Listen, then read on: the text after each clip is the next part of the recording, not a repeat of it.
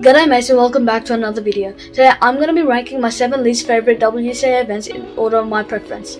Yes, I know, there are 17 WCA events, but I've decided to split it up into 2 videos, so the next one will be my top 10 favorite, just to reduce video length. If your favorite event is in the bottom half of this ranking, then please don't get offended and unsubscribe, because we can all have our opinions and still get along.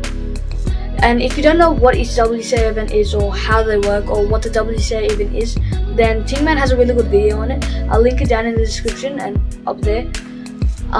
Also, I'll probably in the future make that video as well. Anyway, we are really close to 5,000 subscribers, so if you could just subscribe and like before we start. And I also made a poll where you can vote for what I do for my 5k special. So, with all of that said, without further ado, let's begin. 17th, FMC. I certainly have to debate that this is the weirdest WCA event. For one, it literally has no relation to speed, and I get that it's variety, but I see it as kinda pointless. The main goal of FMC is efficiency, and I get that efficiency is helpful, but it doesn't always result in really fast times. And as it takes an hour to do one FMC attempt, that could easily be replaced with other events. I can never say I enjoy it, but I still do it for my overall sum of ranks, and I guess that provides some reason. If it ever gets kicked out of the WCA, I for sure wouldn't be one to complain.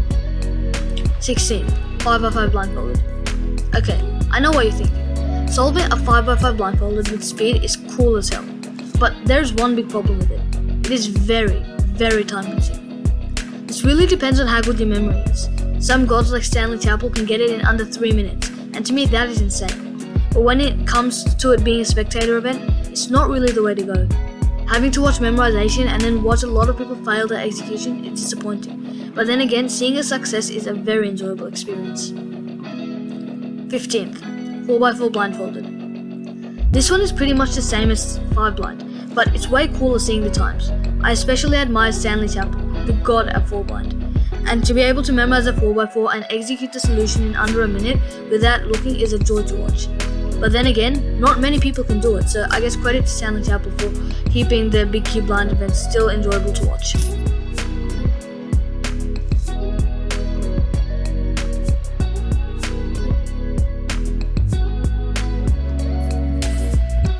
Fourteenth, Square One. This is probably the coolest looking puzzle in the WCA.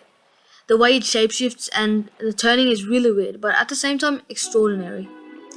Whenever I take it out in public to practice, when I'm bored, people always come up to me and get really amazed, and I don't blame them. But the thing is, it is a really hard puzzle to get good at. The number of algorithms needed to be world class really demolishes many people's liking for it. However, when I see my friends like David breaking WRs for some reason, I get a liking for it again, but that wears off in a week or two. Despite all this, I can actually see myself liking Square One in the future, but for now, 14th place is well deserved. 13. Multi-blind. Don't get me wrong, multi-blind is an awesome event. The fact that people can memorize 60 cubes and solve them in under an hour is unbelievable. Thing is, the only suspenseful moment when watching is when they are on the last few cubes, when everyone watches them to see their reaction, which at many times is quite amusing. The only reason it isn't higher on my list is simply because I'd like other events better, and I don't really have much incentive to practice it, and I'd probably only do it in competitions. Number 12. Pyraminx. Now I'm gonna get slammed for putting Pyraminx this low, but you gotta hear me out. When I first started at cubing, I thought my main event should be Pyraminx. I was somewhat fast, it was easy, and it didn't require much algorithms to get good. But that was until I found out that I sucked at turning. You see, turning a Pyraminx requires really good dexterity, especially for this one thing, tips. They are an absolute nightmare, and maybe one day if I get decent at turning, I may pick it up more regularly again. One of the good sides though is it's really intuitive, and I like sometimes you can one look at, and that really helps with looking ahead. 11th, 3x3 one-handed. Whenever I see really fast cubers get sub 10 solves in one-handed, I'm astonished. Some people can solve cubes with one hand faster than I can with two. Well, there lies a problem. It kinda discourages me sometimes. For years, I have been stuck trying to get sub 20, but it never happens. Don't get me wrong though, I really like to do one-handed. It's the type of event I like to put my energy into and in some ways passes the time. And of course, it is a good party trick too.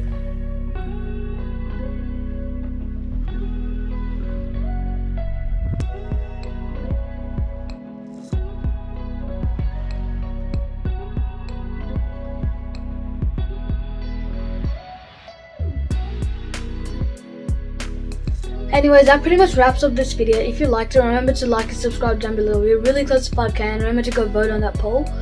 Comment down below what you think of my list and let me know what yours is. And remember to share this video. Have a wonderful day and peace out.